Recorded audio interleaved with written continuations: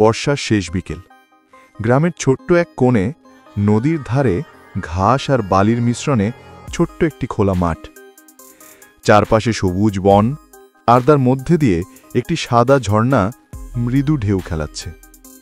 বৃষ্টির পর মাটির গন্ধ বাতাসে ভেসে বেড়াচ্ছে।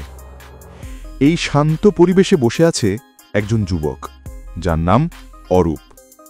অরূপ ছিল গ্রামের এক সাধারণ ছেলে, তবে তার কল্পনা শক্তি অন্যদের চেয়ে অনেক বড়। তিনি প্রায়ই ভাবতেন, কি যদি পৃথিবীর অন্য জগৎগুলো থাকে, যেটা আমরা চোখে দেখতে পারি না। আজও সে সেই চিন্তায় মগ্ন। তার চোখে অদ্ভুত দুঃখ আর আশার মিলিত ঝলক। তখন হঠাৎ ঝর্ণার পানির উপর একটি হালকা আলো ফুটে উঠল। অরূপ চমকে উঠল। আলোটি ধীরে ধীরে নদীর ওপারের বন থেকে আসছে।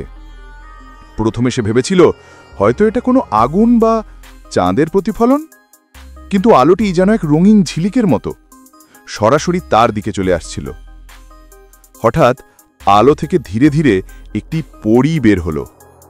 সে ছোট, প্রায় একটি শিশুর মতো, কিন্তু তার পাখা সূক্ষ্ম কাঁচের মতো ঝকঝকে, আর চোখে অদ্ভুত মায়াজাল। পরী তার দিকে তাকিয়ে হেসে বলল, ভয় নেই, আমি তোমার বন্ধু হতে চাই। অরূপ কিছু বলতে পারল না। এমন অচেনা রহস্যময় একটি জীবনের সঙ্গে দেখা তার জীবনে একেবারেই নতুন অভিজ্ঞতা। শেষ পর্যন্ত সে কেবল বলল, তুমি কে? পরী নরম হাসি দিয়ে বলল, আমি এক পরী, এই বনেই বাস করি, কিন্তু তুমি আমাকে ডেকেছ। তোমার কল্পনার দরজায় আমি প্রবেশ করেছি। সেই সন্ধ্যায় অরূপ আর পরী একসাথে বসে নদীর ধারে গল্প করল। পরী জানালো যে তার নাম লুমিনা, এবং সে এক রহস্যময় জগৎ থেকে এসেছে, যেখানে সময় আর স্থান মানুষের মতো ধারাবাহিক নয়। সেখানে খুশি হতে হলে কল্পনার শক্তি অপরিসীম। অরূপ অবাক হয়ে বলল, তুমি কি আসলেই বিশ্বাস করো যে আমার কল্পনায় আমি তোমাকে দেখেছি?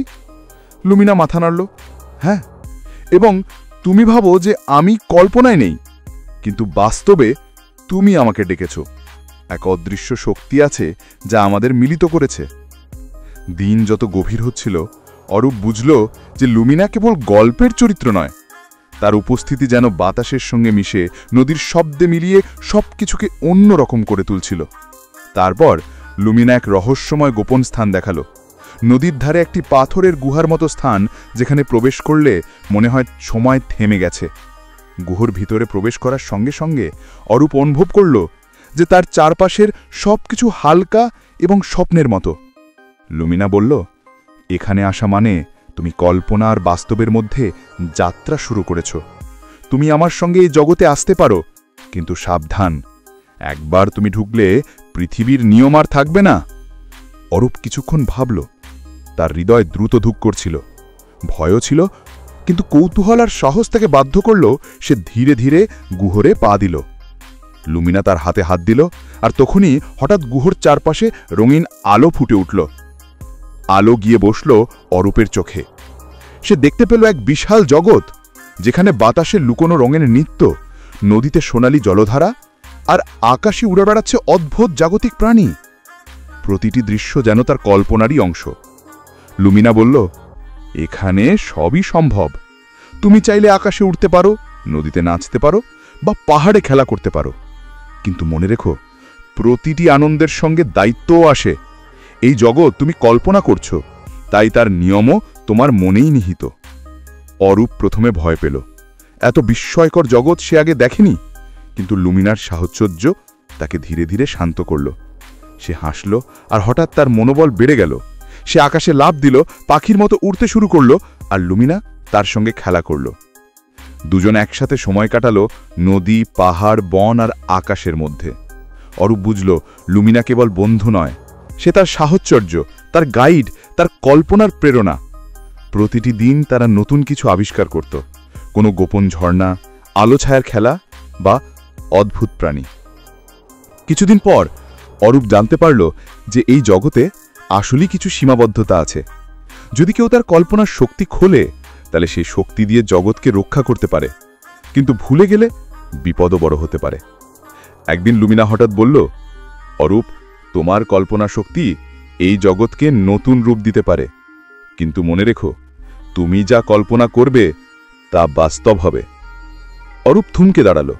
সে ভাবল, তার কল্পনা দিয়ে কি সে সত্যিই জগৎকে সুন্দর করতে পারবে, নাকি নিজের ভুলে বিপদ ডেকে আনবে?